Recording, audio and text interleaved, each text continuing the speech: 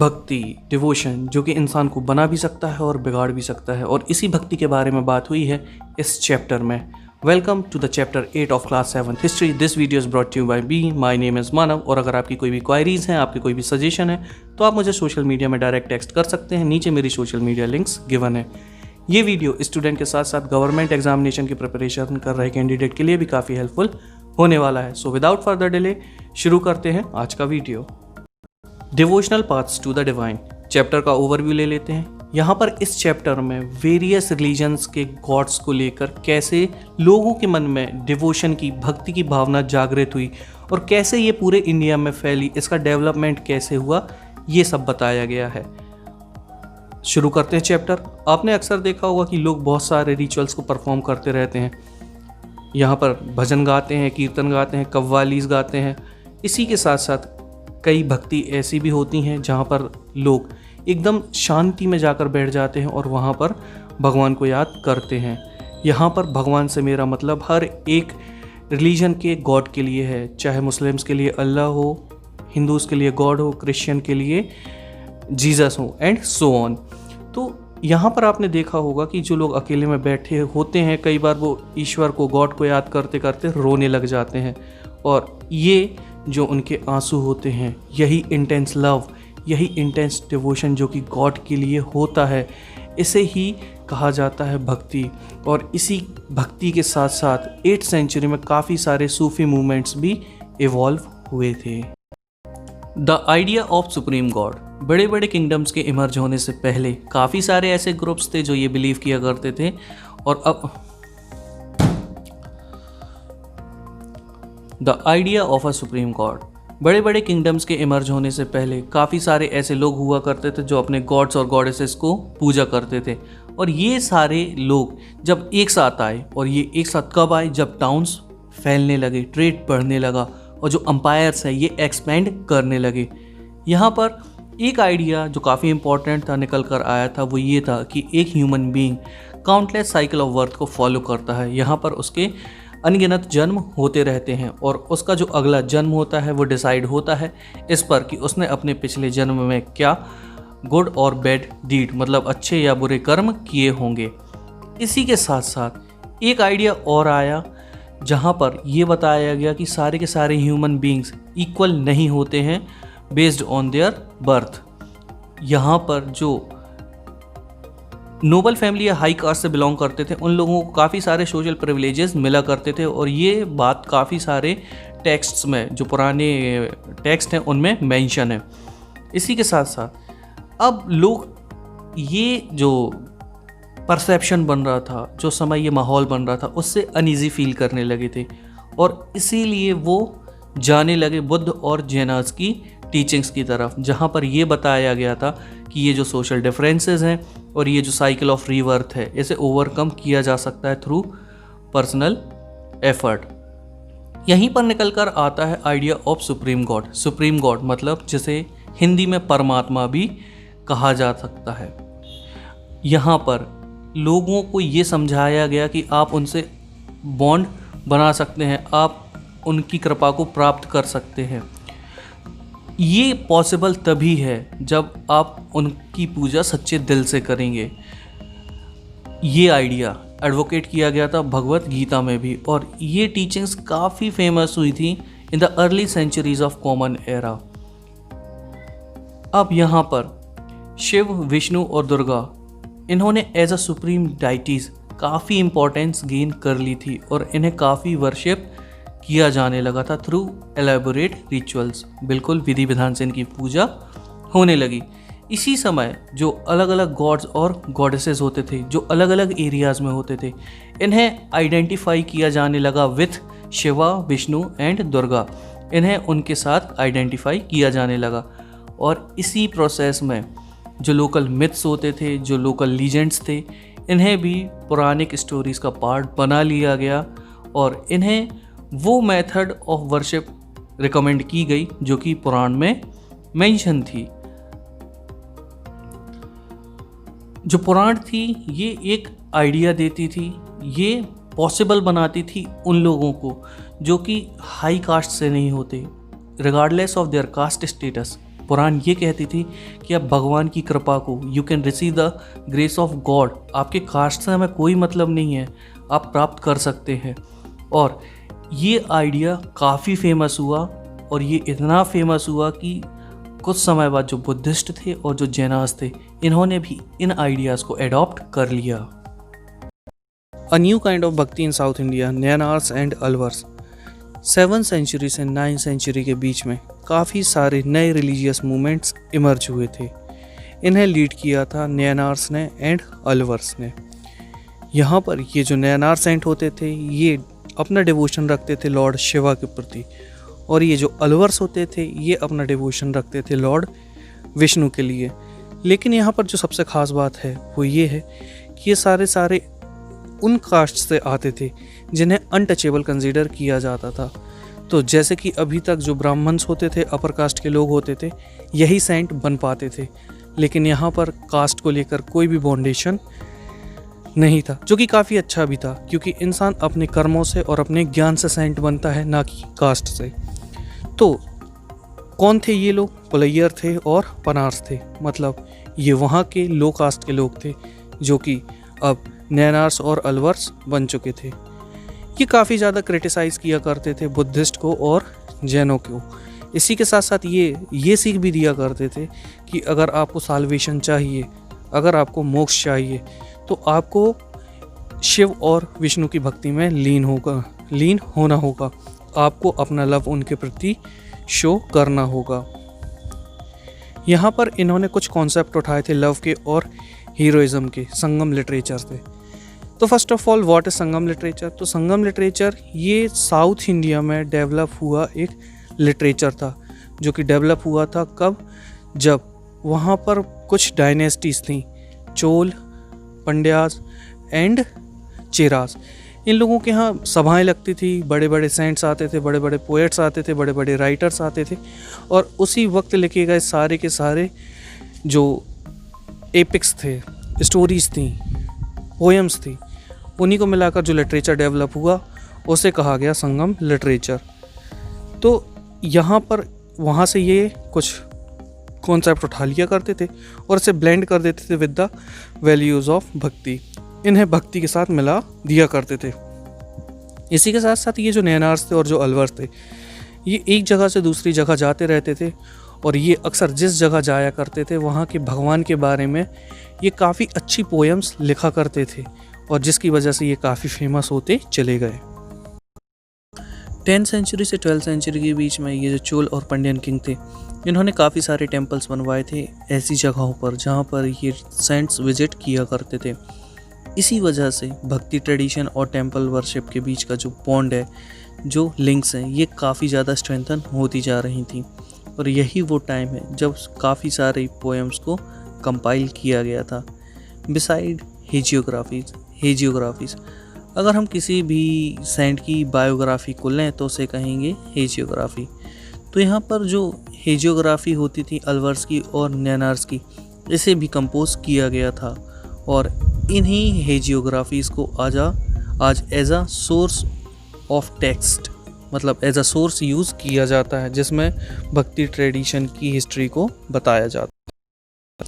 Nayanars and Alvars, there were 63 Nayanars. ये जो नैनार्स होते थे ये लगभग 63 थे, और ये मेजॉरिटी ऑफ अनटचेबल्स होते थे। कहाँ से आते थे, कैसे कास्ट बैकग्राउंड होते थे, जैसे कि potters, workers, peasants, hunter, soldiers, Brahmans भी होते थे, और कुछ चीफ्स भी हुआ करते थे। लेकिन जो इनमें सबसे ज़्यादा बेस्ट नोन है वो हैं अपर, समंदार, सुंदरर एंड मणिकवासागर।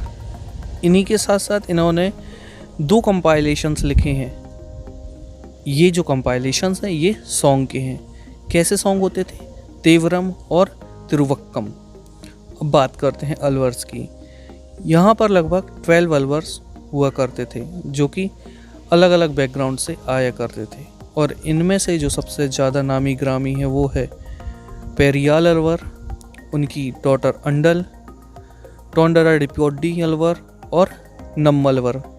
इसी के साथ इनके जो सॉन्ग्स का कंपाइलेशन है इसे कहा जाता है दिव्य प्रबंधम। फिलॉसफी एंड भक्ति, शंकर, जो कि one of the most influential philosopher थे इंडिया के, इनका जन्म केरला में हुआ था 8th सेंचुरी में। ये एडवोकेट करते थे अद्वैत को या फिर डॉक्ट्रिन ऑफ वननेस को।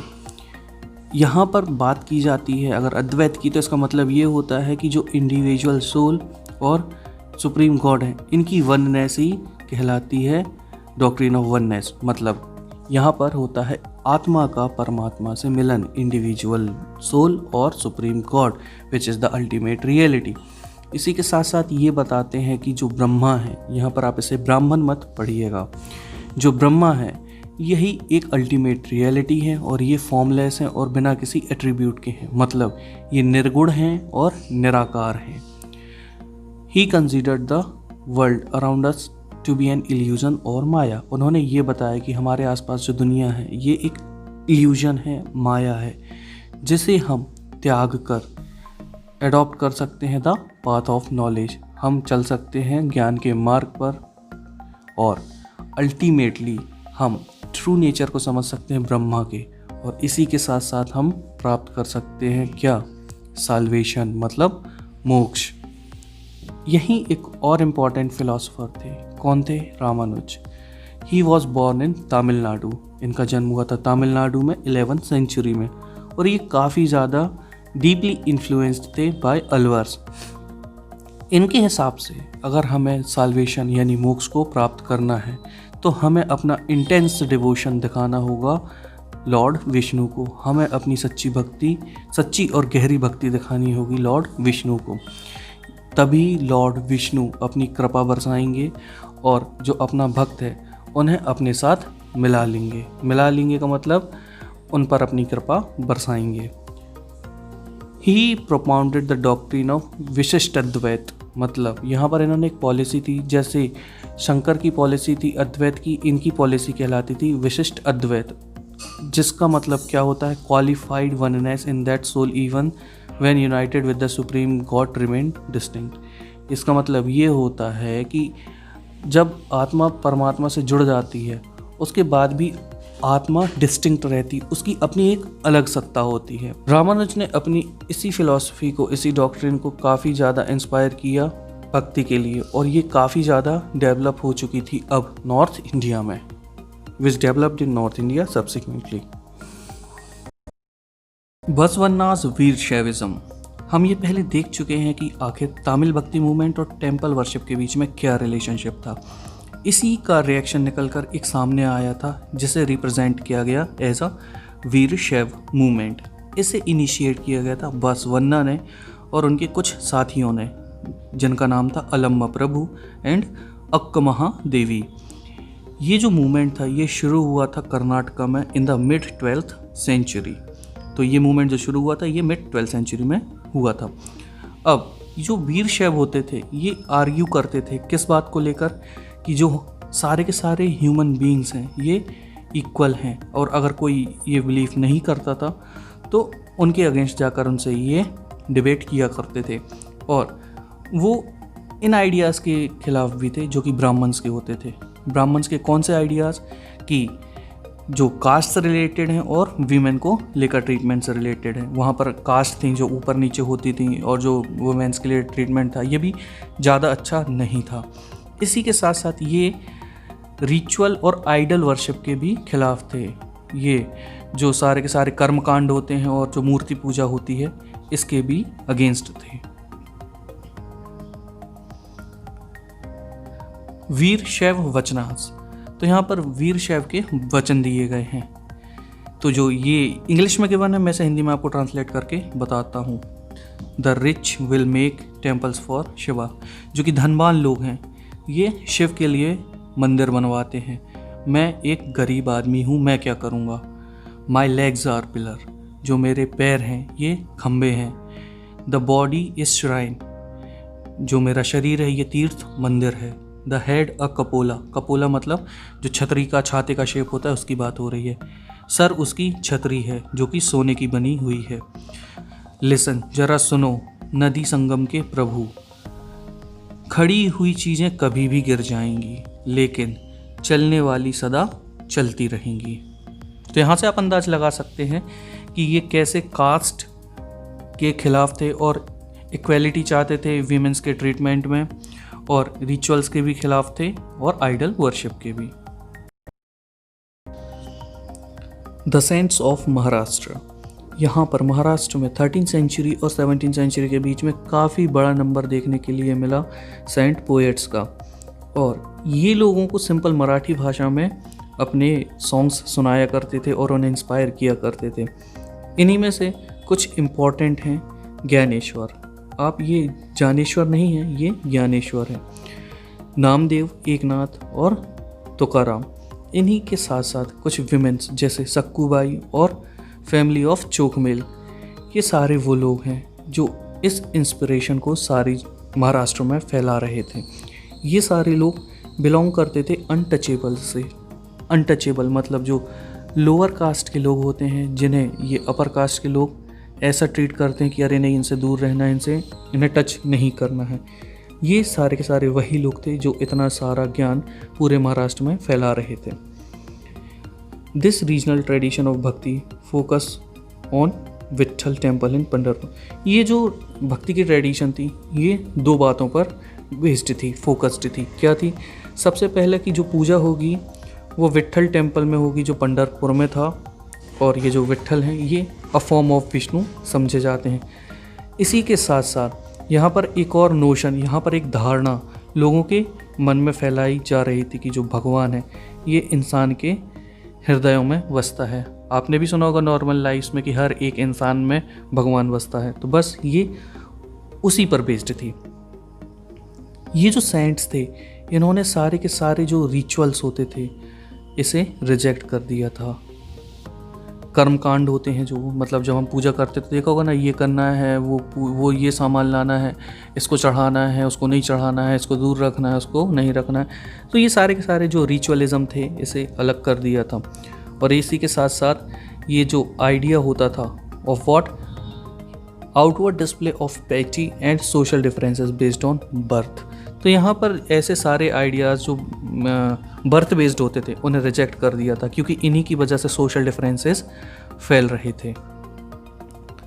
In fact they even rejected the idea of renunciation and prefer to live with their families. इससे पहले जितने भी सेंट्स थे वो ये कह रहे थे कि अगर आपको भगवान को प्राप्त करना है तो आपको सारी दुनिया को, मोह माया को त्यागना होगा, तभी आप ईश्वर को प्राप्त कर सकते हैं। लेकिन इन्होंने ये कहा कि आपको ऐसा करने की ज़रूरत नहीं है। दे रिजेक्टेड रिनंसिएशन, और उन्होंने ये कहा कि आप अपनी फैमिलीज़ के साथ रहिए, आप जैसे नॉर्मल लाइफ में रहते हैं, कमाते हैं, खाते हैं, वैसे ही रहिए। लेकिन हाँ, यहाँ पर उन लोगों को जिन लोगों को मदद की ज़रूरत है उनकी मदद कीजिए, while humbly serving fellow human beings in need. तो ये जो नया आइडिया इमर्ज हो रहा था ये एक ह्यूमनिस्ट आइडिया था। यहाँ पर बस इस पर फोकस था कि जो दूसरे लोग हैं उनके साथ उनका जो पेन है उसे शेयर किया जाए। इवन यहाँ पर एक जो गुजराती सेंट थे नरसिंह मेहता, उन्होंने ये कह दिया था कि वैष्णव वही हैं जो दूसरों का दर्द समझते हैं। Questioning the social order. This is an abhang of संत तुकाराम। अभंग, अभंग का मतलब होता है एक मराठी भक्ति गीत। यहाँ पर मैं आपको इसका ट्रांसलेशन समझाने वाला हूँ कि आखिर ये कहना क्या चाहते थे। ही हु आइडेंटिफाइज, जो दीन दुखियों पीड़ितों को अपना समझता है वही संत है, क्योंकि ईश्वर उसके साथ है। ही होल्ड्स एवरी फॉरसेकन मैन, वह हर एक व्यक्ति को अपने दिल से लगाए रखता है। He treats a slave as his own son, वह अपने गुलाम को भी, अपने दास को भी, उसके साथ भी पुत्र जैसा व्यवहार करता है। सेज तुका I won't be tired, Tukaram का कहना है कि मैं यह कहते कहते नहीं थकूंगा कि ऐसा व्यक्ति स्वयं ईश्वर है। अब एक और अभंग दिया है यहाँ पर, किसका? चोख मेला का। क्या कह रहे हैं वो यहाँ पर? You made us low caste, आपने हमें नीची जाति का बनाया। Why don't you face that fact great lord, मेरे प्रभु तुम इस स्थिति को स्वीकार करके देखो। और life left over food to eat, हमें जीवन भर झूठा खाना खाना पड़ता है। You should be ashamed of this, और मेरे प्रभु इसलिए तुम्हें शर्म आनी चाहिए। तुम तो हमारे घर में खा चुके हो और तुम इससे इनकार कैसे कर सकते हो। चोखा, चोखा का मतलब होता है बेटा। चोखा का बेटा कर्मा मेला पूछता है, तुमने मुझे ये ज़िंदगी क्यों दी, why did you give me life. तो यहाँ से आप समझ सकते हैं कि उस वक्त कैसे अनइक्वालिटी चल रही थी, रेसिज्म चल रहा था, लोगों को काफ़ी बेइज्जत किया जाता था अगर वो नीचे कास्ट के होते थे, उन्हें बहुत बुरी तरीके से ट्रीटमेंट मिलता था। और इसी सब के खिलाफ ये एक मूवमेंट चला था। नाथपंथी, सिद्ध एंड योगीज़। पैराग्राफ शुरू करने से पहले आपको टर्मिनोलॉजी समझ लेनी चाहिए कन्वेंशनल रिलीजन की, क्योंकि ये बार बार इसमें यूज़ होगी। कन्वेंशनल रिलीजन, इसका मतलब है ऐसा फॉर्म ऑफ रिलीजन जो पहले से चला आ रहा है, और हिंदी में इसे रूढ़िवादी भी कहा जा सकता है। मतलब जो ऑर्थोडॉक्स वे में चला आ रहा रिलीजन है, यही कन्वेंशनल रिलीजन कहलाता है।